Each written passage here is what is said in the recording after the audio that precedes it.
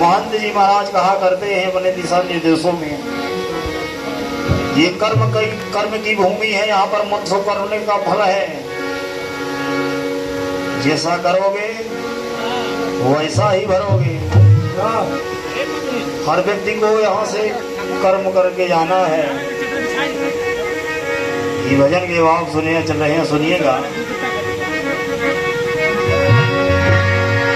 कि आइल बलमुआ के पाती हो, आइल बलमुआ के पाती, सखी हो मोरी धड़ के निछाती। आइल बलमुआ के पाती, सखी हो मोरी धड़ के निछाती। आइल बलमुआ के पाती, सखी हो मोरी धड़ के निछाती। धड़ के निछाती हो, धड़ के निछाती, धड़ के निछाती हो, धड़ के निछाती। आइल बलमुआ के पाती, आइल बलमुआ के पाती, सखी हो मोरी धड़ के निछाती।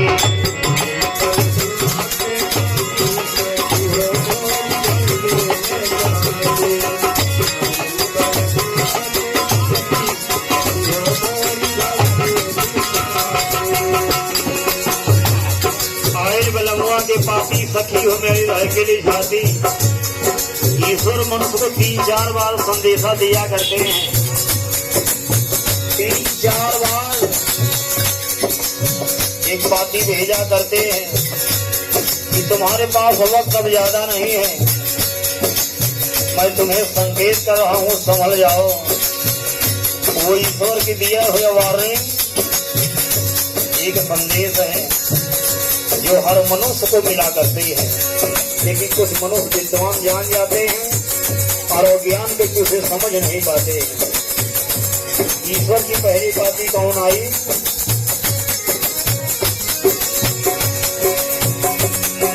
पहले संदेश आया पाल टूटी गई ले, पहले संदेश आया पाल टूटी गई ले, पहले संदेश आया पाल टूटी गई। ईश्वर का प्रथम संदेश आया कि मनुष्य के सर के बाल पकने लगे। ये संदेशा ईश्वर ने पहली बार दिया है आपको। जब तुम्हारे पास ज्यादा वक्त नहीं है, जितना चाहो पूजा पाठ दान धर्म करो, वही वक्त है आपके पास। ये ईश्वर का पहला संदेश है कि सर के बाल पकना शुरू कर दिए। ये पहली बार ईश्वर ने दिया है। लेकिन मनुष्य इतना होशियार याद कि जब भगवान ने बाल सफेद कर दिया तो सर टाई लगाकर फिर से काला कर दिया। भगवान ने कहा कोई बात नहीं, मैं तुम्हें दूसरी वार्निंग भी देगा। पहला संदेश आया बाल पाती गई ले, पहला संदेश आया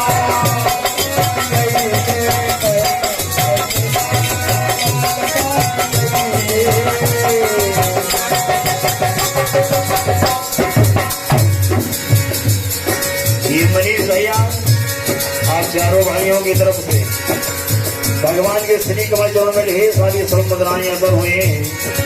भगवान सारी मनोकामनाओं को पूर्ण करे। माता रानी की विशेष कृपा हो कि बच्चे को सद्बुद्धि भगवान प्रदान करें। हृदय से नमन है।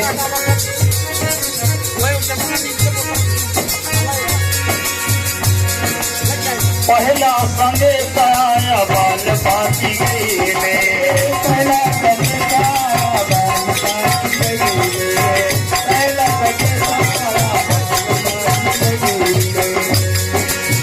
उसने डाई लगा लिया तो सबके बाद फिर से पुनः काले हो गए। तब कहना हुआ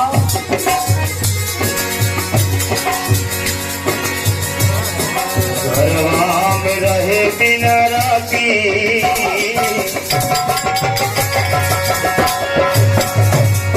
घरवा में रहे दिन राती, सखी हो मोरी धड़ के निछाती।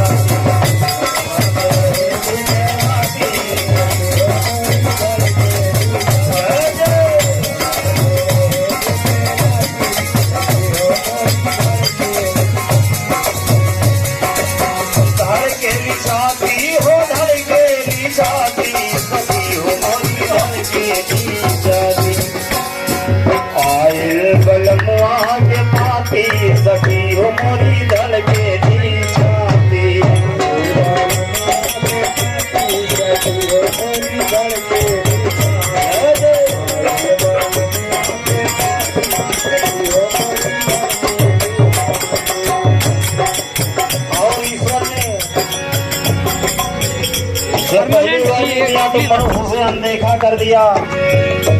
भगवान फिर से दूसरी वार्निंग दे रहे हैं। दूसरा संदेश आया, बात टूट गई रे। दूसरा संदेश आया,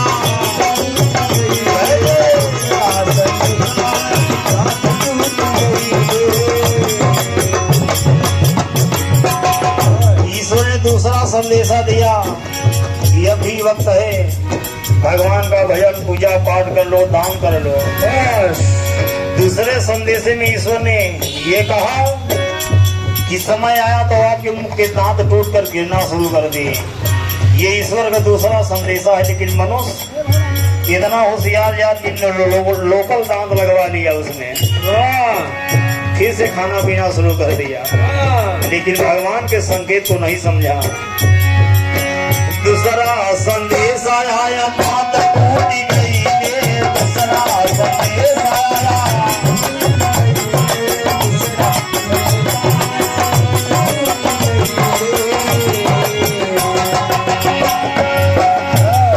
खाते पियत दिन राती, खाते पियत दिन राती, सभी होती घर के पीछा।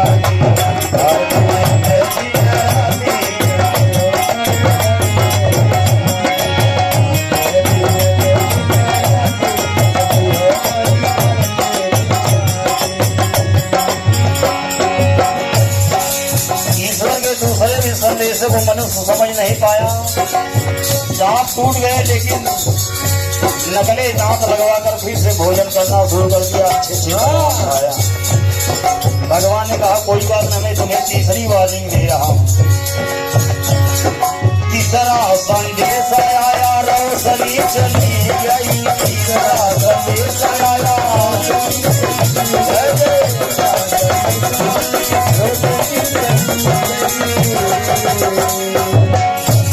ईश्वर ने तीसरा संदेशा दिया। आंखों की रोशनी आपकी क्षीण हो गई। अब दिन में नहीं दिखाई पड़ता, ना तो रात्रि में दिखाई पड़ता है। मनुष्य लाचार होया, लेकिन फिर किसी ने कह दिया कि आपको परेशान होने की जरूरत नहीं है। दुनिया में इतने बड़े बड़े डॉक्टर वैद्य हैं कि आपकी आंखों का ऑपरेशन कर देंगे, आप फिर से देखना शुरू कर देंगे। कुछ पैसा लगाकर मनुष्य अपनी आंखों को रोशनी करवा लिया, फिर से रोशनी आ गई। बड़े बड़े चश्मा लगाकर घूमने लगा। भगवान के वादे को नहीं समझा, लेकिन ऑपरेशन करवा लिया। आंखों में बड़े बड़े चश्मा लगाकर घूमने लगा। लेकिन भगवान ने कहा कोई बात नहीं। तीसरा संदेश आया, रोशनी चली गई। तीसरा संदेश आया, रोशनी चली गई। तीसरा संदेश आया, रोशनी चली गई।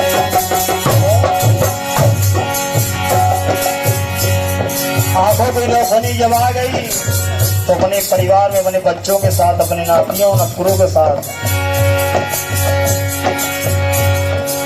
अपने घर में अपना समय बिता रहा है। अभी वक्त नहीं मिल रहा है कि भगवान का पूजा पाठ कर ले, कुछ माला जप ले, जीवन का उद्धार हो जाए।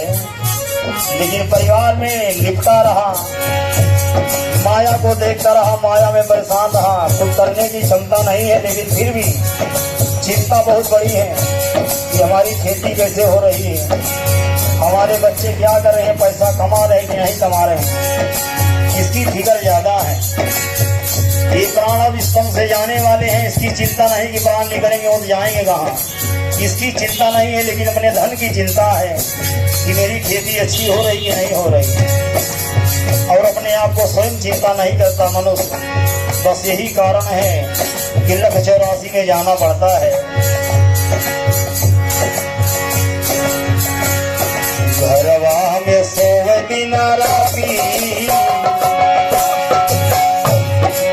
घरवा में सोवे बिना राती, सभी हो मोरी लगे दीवारी। घरवा में सोवे बिना राती, सभी हो मोरी लगे दीवारी। घरवा में सोवे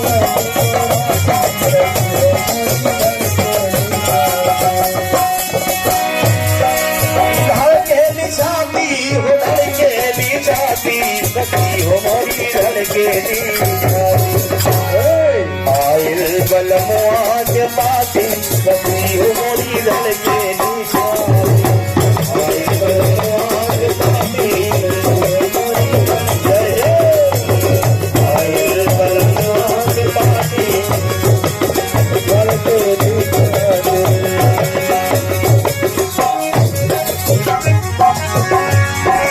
तीन बारी ईश्वर ने दिया कि मानव जाति समझ जाओ, लेकिन मनुष्य हर एक वाणी को अनदेखा करता चला गया। ईश्वर ने कहा कि तुम ऐसे नहीं मानोगे। यमराज को आदेश दिए चले जाओ, अब उसका समय पूरा हो गया, उसे लेकर आओ। यमराज आए या तो यमराज के दूत आए, उस जीव के दुनिया से उठा कर लेके चले गए। जब वहां पर पहुंचा तो कर्म की गठरी खुल गई। वहां पर देखा जोखा होने लगा।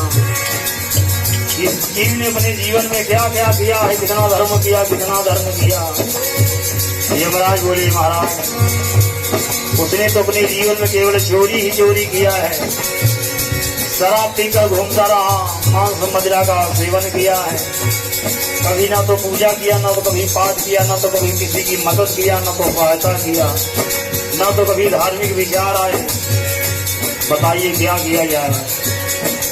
भगवान कहते हैं कि मैं अपने पर कोई अपजस नहीं देता, ना तो कभी लूंगा। जिसका जैसा कर्म है उसे उसी योनि में डाल दिया जाता है। लग 84 में डाल दिए जाओ। कभी भेड़ बनोगे, कभी बकरी बनोगे, कभी चीनी बनोगे, माता बनोगे। इसी तरह 84 लाख योनियों में आपको पार करना है, थोड़ी थोड़ी सी कमी में। इसलिए वक्त है, ये शास्त्र कहा करते हैं कि अपने परिवार में संतुष्ट रहो। ईश्वर ने जो पत्नी तुम्हें दिया है उसी को स्वीकार करके अपने पत्नी में संतुष्ट रहो। जितना धन आपको ईश्वर ने दिया है उसी में संतोष करके जीवन बिताओ। एक अंगुल की जमीन के लिए लोग कत्ल कर दिया करते हैं। 100 रुपए के लिए न जाने दिन भर में कितने 100 झूठ बोल जाते हैं। ये धर्म मत करो, केवल ईश्वर पर भरोसा करके संतोष करके रखना चाहिए। ईश्वर सब कुछ पार कर देंगे, सब पूरा कर देंगे, क्योंकि देने वाले वही हैं, इनके अलावा और कोई है नहीं।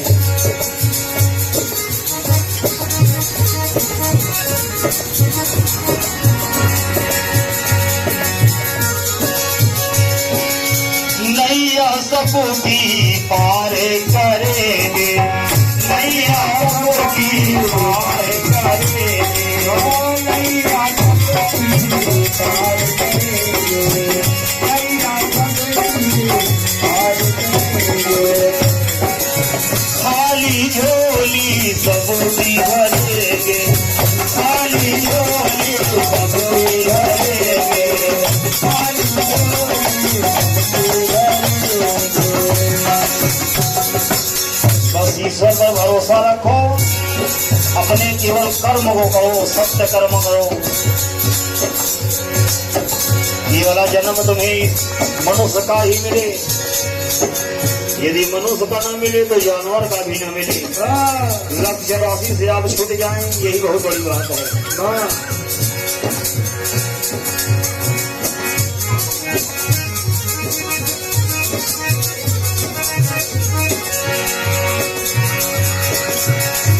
सिपाही लाल हो जाइबा माटी।